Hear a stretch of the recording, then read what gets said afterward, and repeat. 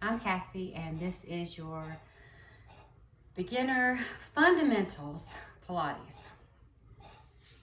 So Pilates is a great tool, especially for us who are older, because it can help us to correct some issues we're having by improving our posture and our core stability. Core stability.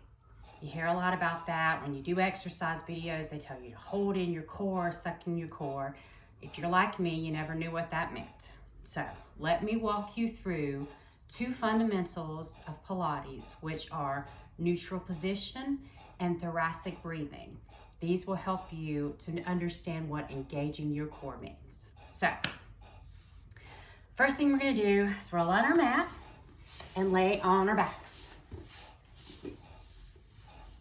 So you want to lay on your back. Your feet are inside of the width of your hips. That means they're not pushed together because that is going to be uncomfortable, but they're not any wider than your hips. You want them about right here. Ideally, your toes are going to point forward, but if you'll notice, I have a foot that likes to turn out on its own.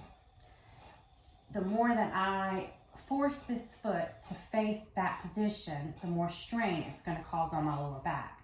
So for me, a knees up position is easier to get into neutral position and do thoracic breathing. But to show you this exercise, I'm going to stick my legs out straight. Remember, you can raise your knees if that's more comfortable.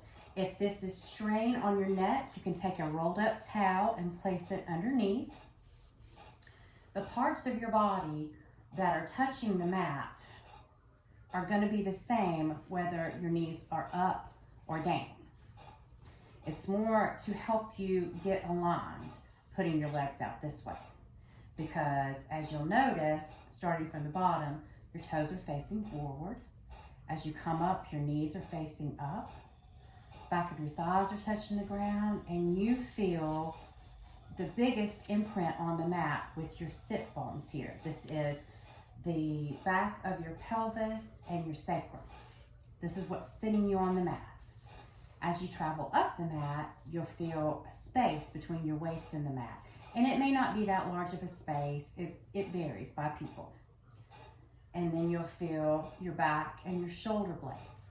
If your shoulder blades feel knobby, wiggle them around a little bit. You want to have your hands by your side. Now, placement of the head. It is very common for our gaze to be disrupted because of the way that we sit and we look at our phones and we're hunched over. So to check if your shoulders are hunched forward or not, the trick is to see where your gaze naturally lands. My gaze naturally is going up and tilted backwards a little bit because I spend too much time on my phone. So I'm going to wiggle my shoulders and kind of straighten my neck out until my gaze is straight ahead. Now I am in a position to talk about neutral position. So neutral position is the alignment of the pubic bones and the hip bones. Think of a little triangle right here. These are your hip bones and this is your pubic bone. Now, let me show you where I naturally sit so that you can see how not to do it. When I raise my knees, I tilt up. So these bones are tilted back while my pubic bone is tilted forward. This is not a neutral pelvis. A neutral pelvis, my hip bones and my pelvic bones are in line. So if I imagine that I have a tray of marbles here, it's going to stay in place. Now, let's talk about thoracic breathing. This tray of marbles is going to come in handy. I'm going to raise myself up to my knees and keep my neutral position. If you feel your back tilt and you've lost that space, you're not in neutral position anymore. Think that you have a little grate behind you. Put your legs back out and help yourself get to that position. Feel your flatness here. Slowly raise these legs. without tilting or without squishing that grip. This takes practice to get into. And you may find that you've tensed yourself up here to do that. So take a moment before you move on to thoracic breathing and make sure that you have neutral pelvis. So once you have neutral pelvis, you're just going to sit here for a minute and you're going to notice your breath. Just breathing in and out normally. My breath, as I breathe in and out, is going to move that tray of marbles, you see? Because my diaphragm is filling up with air. So I'm going to change my breath so that my lungs are getting more air. I'm going to use my core muscles in my pelvis and my diaphragm. The diaphragm is a core muscle itself. I'm going to use these core muscles to improve my breathing and also to improve my core and trunk stability. This is how you do this. So, notice as you're breathing in and out that when you exhale, you feel a slight drawing in and back and upward. A slight contraction. You may have to exaggerate your exhale in order to feel it. What we want is to hold that contraction. So, breathe a little bit. And when you're comfortable on your exhale, hold that contraction in. Don't hold your breath.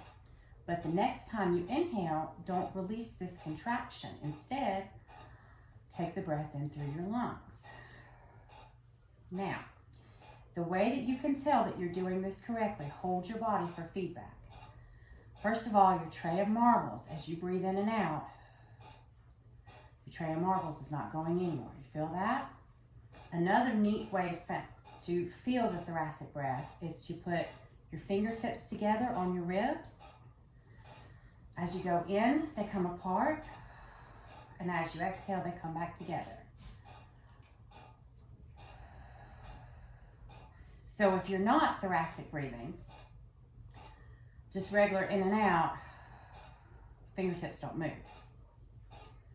But in thoracic breath, they're drawn away and towards each other.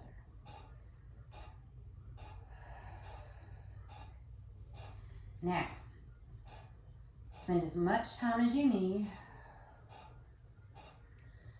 getting this contraction. It may be easier for you to put your legs down or have your legs up, but it is the contraction that you want to feel. As a beginner, this is a contraction that you're holding when you're doing this thoracic breath. So as a beginner, if you have to let go of the hold, meaning breathe regularly and then catch the exhale to hold the contraction again, that's normal. And go very slow, because you may find core muscles that you didn't realize were core muscles, like your pelvis. You may find those muscles sore after this. But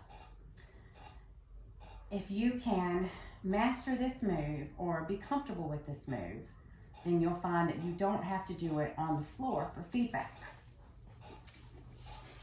As you get more comfortable, you can just feel it during your day-to-day.